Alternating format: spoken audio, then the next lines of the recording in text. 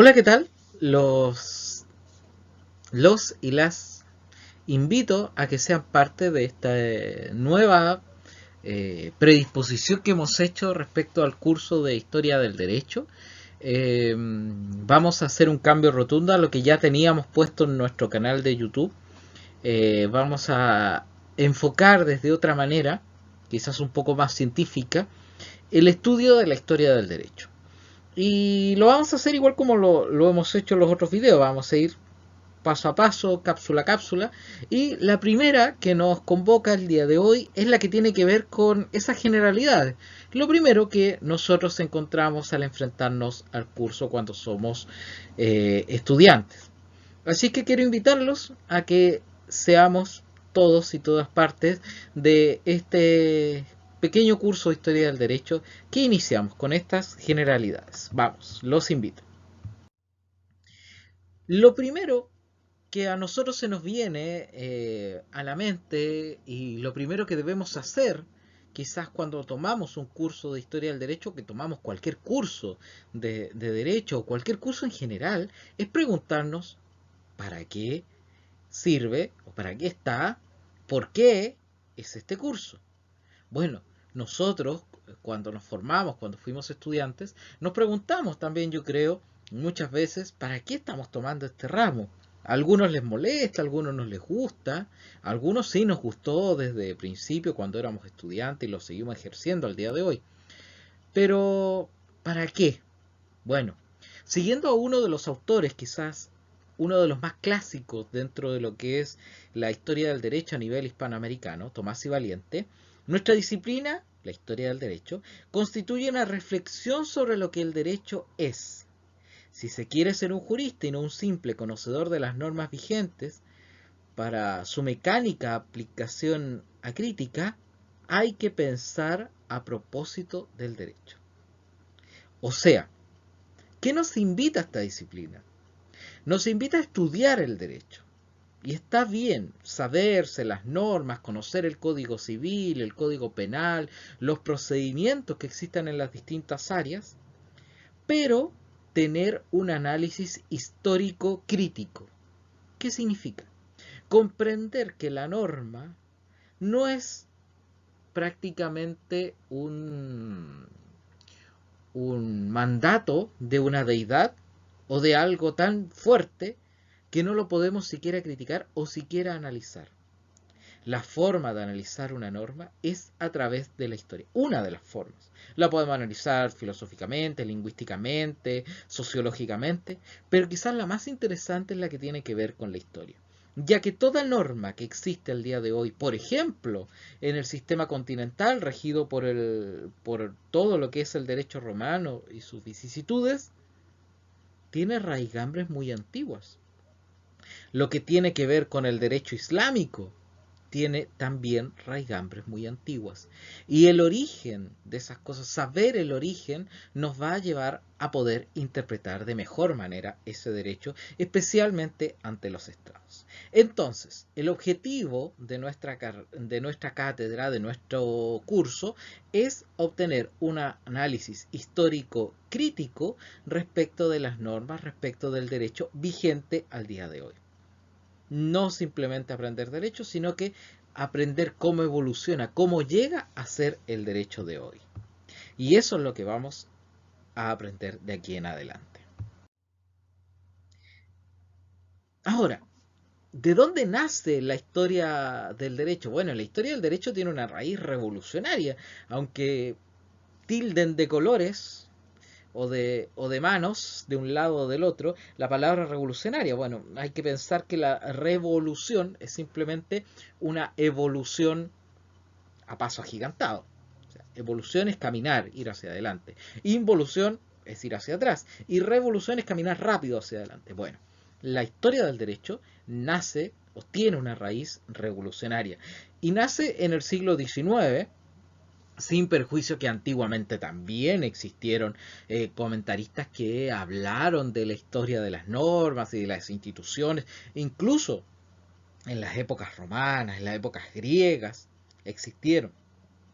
pero como disciplina, como tal, como cátedra, como curso, como enseñanza, como metodología, surge en el siglo XIX y surge de un fenómeno en 1804, cuando empieza a surgir el interés por parte del reino alemán de tener su propio derecho civil codificado. La influencia del Código Civil francés, que fue pero gravitante, no solamente en Europa, sino que a nivel mundial, llegó a Alemania. Y los alemanes quisieron codificar el Código Civil francés, a lo cual reacciona la Escuela Histórica del Derecho, perdón, que es liderada por Savigny y una serie de otros personajes que también existen en esa época. ¿Ya? ¿Y por qué reaccionan? Porque la visión que tenía el alemán en aquel tiempo y la visión que tenía la codificación es que de ahí parte el derecho. Y ese es el punto cero, el punto inicial de esta vorágine que se va a dar a través de los siglos en adelante. Va a ser el punto de inicio para una evolución final, la perfección del derecho, olvidando todo lo que viene atrás. La escuela histórica reacciona y dice que el derecho se debe a su evolución y no nace de un solo proceso. El derecho no nace de la codificación, el derecho civil no nace de esa codificación, de ese código, ese compendio organizado de normas, sino que viene de una evolución hacia atrás. Y así nace esta escuela que se opone a la codificación, especialmente en Alemania. Es una escuela que nace en Alemania. Y van a ser de la mano de Savigny y otra serie de personajes que existen en esa escuela, Pucha, Witchet, etc. Yorkie, miles de personajes que van a ser discípulos de Savigny y van a ir perfeccionando y tirando líneas respecto a otros puntos también que nos van a interesar en esta cátedra reformada que estamos haciendo. Es una corriente, como les decía, revolucionaria y a la vez obviamente novedosa. Se organizan por fin los estudios históricos del derecho. Como les decía, no es la primera vez que se estudia la historia del derecho. Ya lo estudiaron los romanos, lo estudiaron los griegos, lo estudiaron en la Edad Media, se estudió por parte de los canonistas, se estudió por parte de todos los personajes que trabajaron en algún minuto ya más científicamente el derecho. Fue un objeto de estudio, pero era desorganizado, no había una metodología, no había una institucionalidad, quizás por decirlo de alguna manera, que organizara esos estudios. Y bueno, surge esta escuela histórica del derecho, de la escuela de los pandectistas, que siente que el derecho hunde sus raíces, hunde sus fundamentos en el derecho romano. Esa es la corriente fuerte, la corriente primigenia. No nace el derecho desde la codificación alemana, no nace desde el alemán mismo, desde el alemán del siglo XIX, no nace del alemán del 1800, sino que ese derecho que se va a codificar ahora es el fruto de un árbol que tiene raíces que se hunden en el derecho romano. Es la postura de Savigny, la primera postura más importante y la que es gravitante en todo esto. Ahora, no va a ser la única postura, porque van a venir posturas como la de Otto von Guercke, que va a decir que el derecho no solamente hunde sus ramas, sus raíces, perdón, en el derecho romano y se debe solamente a Roma, sino que también le debe al derecho germánico. Y Karl Theodor Pütter, en 1846, publicará un libro en el cual dirá que las raíces de este árbol no solamente se hunden en lo que es el derecho romano, el derecho germánico, sino que también en los derechos primitivos, prehistóricos, y hablará de prehistoria del derecho. Un término que se pierde en algún minuto y que se vuelve a retomar ya entrado el siglo XX y XXI prácticamente, con algunos estudios que se van haciendo a través de la multidisciplinaridad. Esto mismo nosotros lo podemos llevar al nivel americano. ¿Y cómo lo llama al nivel americano? Bueno, fácil. En el caso chileno, donde yo estoy ahora radicado, en el caso chileno es muy fácil. El caso chileno sigue la teoría de Savigny y el derecho chileno se hunde sus raíces netamente en el sistema romano. Punto, nada más. Si uno quiere seguir la teoría de Savigny, uno tiene que seguir cualquier manual de historia del derecho chileno. Eizaguirre, Don Ítalo Merelo, la obra de Alejandro Guzmán Brito, Carlos Salinas, ya. Y llega hasta ahí. Y llega a la teoría y a la postura que tenía la escuela histórica de Savigny.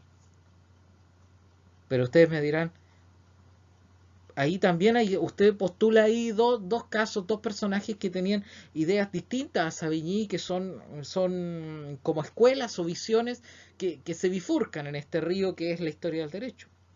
Y nos va a decir entonces que el derecho chileno tiene que ver con el derecho germano, como dice Gierke. No. Si tú lo llevas al nivel americano, tú puedes entender que lo que Otto von Gierke está diciendo, para el caso americano, es que las raíces del derecho americano y el derecho chileno, como es el caso que me toca a mí impartir, hunde sus fundamentos en el derecho indiano e incluso hispánico y por ende medieval. Y por ende también germánico. Si vamos a llegar a las raíces finales, bueno, también. Pero lo que me interesa es que llega a postular, o podemos nosotros hacer la postulación, de que hunde sus raíces, sus fundamentos, en lo que es el derecho hispano que se impone en América tras la llegada de Cristóbal Colón y bueno, la conquista y posterior proceso de formación de los reinos en América. Y obviamente la teoría de Karl Popper, la de 1846, hundiría sus raíces en América en nuestros pueblos originarios. O sea, podríamos nosotros pensar, y es el caso que piensa Perú, que piensa Argentina, en algún punto, pero Perú específicamente, que su derecho también tiene que ver con algunas raíces incaicas. Y tomamos los textos de los Basadre, de Jorge Basadre padre, Jorge Basadre Ayulo, hijo del gran Jorge Basadre Grossman, y nos encontramos con esas teorías, con que el derecho también hunde sus raíces en los pueblos prehispánicos. En Chile eso es algo que todavía no evoluciona, pero va en esa categoría, especialmente con lo que tiene que ver con el pueblo mapuche, o araucano, como se le quiera señalar, o ustedes lo conocerán en distintas partes. En el derecho mexicano también encontramos esa evolución, esa corriente que también nos da. Pero en el caso chileno es solamente, como les decía, el sistema mapuche o araucano. No, si bien nuestro proyecto, este video se graba antes del plebiscito de la constitución que se propone al país, no se sabe si va a ganar o no ese plebiscito, pero si se ganara, recién estaríamos estableciendo un Estado plurinacional y reconociendo que tenemos varias naciones, especialmente de pueblos originarios que están involucradas en nuestro territorio. Y por tanto tendríamos que reconocer varios derechos más. Pero bueno, estamos en esa evolución, yo creo que es una evolución que no se va a dar del día a la mañana, no se va a dar si gana la constitución nueva que se está proponiendo, que se vota el 4 de septiembre, 5 de septiembre no se van a dar esa evolución, sino que va a ser algo más paulatino con los años. Pero eso es lo que quiero decirles. O sea, esas tres teorías se pueden llevar a la práctica en Chile y en América. Que el derecho americano de un país de América nace en el derecho romano o que nace en el sistema indiano, como sería la teoría de Gierke, o que nace en sus pueblos originarios, como sería la de Popper. ¿Ya? Así que estas ideas, esas escuelas, esas corrientes que se dan en Alemania son posibles de traspasar, a mi punto de vista, por lo menos en mi cátedra, son posibles de traspasar aquí en América. Y así lo vamos a ver nosotros en estas cápsulas, las vamos a dividir en estas tres partes, para que por lo menos nos vayamos entendiendo. Pero bueno, conceptualicemos un poco más acerca de qué es lo que vamos entendiendo por historia y por derecho. Hay miles, infinidad, yo creo, de conceptualizaciones respecto a lo que es la historia, lo que es el derecho. Yo he elegido solamente una de las que más me gustan a mí. Me gusta mucho una definición de historia que hace Fray Juan de San Buenaventura, en un texto del padre Rosales, que es un cronista de la época hispana en Chile, la crónica del Reino de Chile. Es muy interesante ese prólogo que hace este personaje, este curita, y que señala que la historia es la representación de los sucesos pasados y de ahí pasa a ser norma en que se expresen los futuros. O sea, es una maestra de la vida, dijeron otros. Es el estudio de la evolución humana y social. Y por derecho me gusta mucho la definición de la mexicana, la profesora Beatriz Bernal, que está en su manual de historia del derecho mexicano, que ustedes lo pueden googlear. Está disponible online en la biblioteca digital que tiene la Universidad Nacional de México, en la parte jurídica, obviamente. Y ella señala que el derecho es una ordenación de la vida social, ya que todo cuanto existe requiere un orden y así también la vida del hombre en sociedad. O sea, que el derecho es un elemento que está dentro de la sociedad. Una sociedad que evoluciona y por tanto tiene historia. Son conceptos, si ustedes se fijan, si uno los analiza, si uno los da vuelta y empieza a mirar las conceptualizaciones, lo que quieren decir, son conceptos hermanos, hermanables y que van de la mano. Por tanto, es súper fácil unirlos y crear una conceptualización respecto a nuestra cátedra, ¿o no? Que la vamos a ver ahora. La historia del derecho consiste en el estudio del origen y las transformaciones del derecho a través del tiempo. La disciplina que estudia el desarrollo del derecho con una coordenada temporal previamente fijada. O sea, la historia del derecho consiste en saber la evolución y por ende las transformaciones, las modificaciones que ha tenido ese derecho en un lugar determinado y en una coordenada geográfica determinada. Para así saber su desarrollo, cómo fue evolucionando un derecho en una época, en varias épocas, en un lugar, en un determinado espacio, etc. Es un concepto que yo he creado y que quizás puede servir para ustedes, si es que lo quieren tomar. Pero en realidad, ustedes si toman un concepto de historia y lo unen con un concepto de derecho, un derecho que tenga que ver con una conceptualización de referencia a lo social, a la evolución humana, y no un concepto positivista normativista, van a llegar quizás a un concepto muy similar. ¿Les parece? Bueno, es una propuesta que yo les hago. Quizás, luego de conceptualizar, sería bueno considerar dos detalles. Primero, que la historia que vamos a analizar, la historia del derecho, cualquier historia en realidad, no es lineal. No es una sola línea de tiempo como nos enseñan en las escuelas, las primarias, las secundarias, donde ustedes me estén viendo. En la cual está prehistoria, edad antigua, no sé, etcétera. Edad moderna, edad media, edad moderna, edad contemporánea, etcétera. No, nosotros vamos a tener una línea de tiempo histórica, la típica, la tradicional. Vamos a tener una línea de tiempo del derecho que va a ser distinta según el lugar donde estemos analizando. Por eso tiene que ver con la ubicación temporal la historia del derecho. Va a ser distinta según si analizamos la historia, no sé, del derecho en Arabia o el derecho islámico, con la línea de tiempo que podamos tener respecto al derecho germánico, o al derecho húngaro, o al anglosajón, que es otra cosa totalmente distinta, o al derecho chino, o la evolución del derecho en África.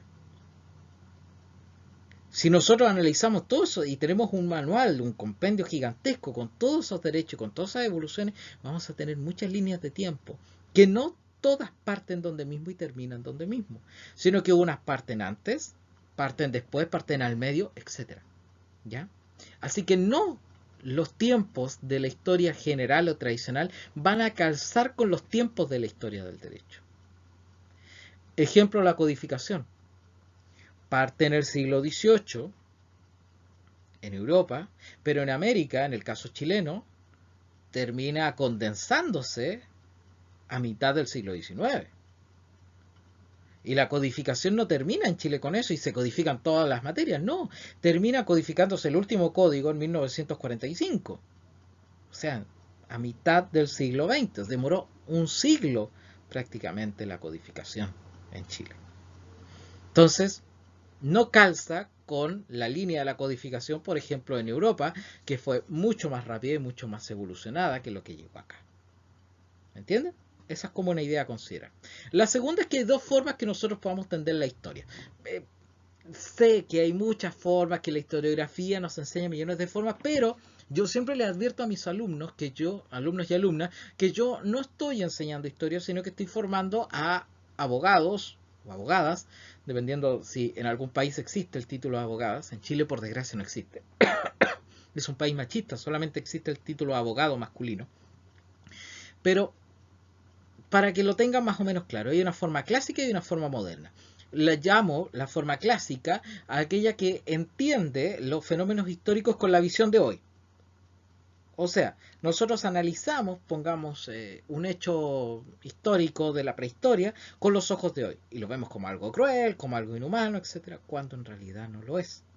¿Por qué? Porque la mejor forma de analizar la historia y los fenómenos históricos y sociales es a través de la teoría que yo llamo moderna, que es ponerse los anteojos, tal como los tengo yo, los anteojos de esa gente, de esa civilización, de esos seres humanos que vivieron esa época y analizar desde la óptica de ellos cómo se dan esos hechos, por qué se dan, por qué se hacen esas acciones. ¿Ya? Esas dos cosas quiero que consideren. Primero, la línea de tiempo, que no son siempre las mismas. Y lo otro, estas dos formas que yo llamo clásica, que es analizar los hechos antiguos con la percepción de hoy, que nos va a crear una distorsión negativa, pienso yo. Y la moderna, que llamo yo, que es analizar los hechos antiguos bajo la visión de la gente de esos tiempos, que nos crea una distorsión, para mí sí, positiva. ¿Ya? Son apreciaciones que puedo hacer. Bien. Lo que nos queda ahora es ver, y con esto ya cerramos estas generalidades, ver cuáles son las fuentes de la historia del derecho, o sea, de dónde podemos estudiar la historia del derecho. Y bueno, para estudiar la historia del derecho necesariamente necesitamos tener un trabajo inter y multidisciplinario. Los juristas no podemos actuar solos para entender la historia del derecho. No estamos capacitados para estudiar la historia del derecho por nosotros mismos. No es que seamos menos inteligentes, no es que nuestras universidades fallen, no es que nuestras facultades de derecho del lugar donde sea no nos brinden las herramientas. No, lo que pasa es que nosotros estamos especializados en una materia y necesitamos de otros, porque en la sociedad necesitamos de otros para hacer cosas, para poder llevar adelante investigaciones.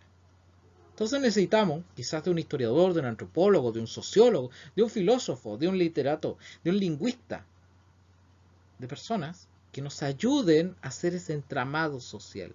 Si el derecho es producto de un grupo social, de una evolución social, esa evolución social tiene un entramado. Y ese entramado está compuesto por muchas personas.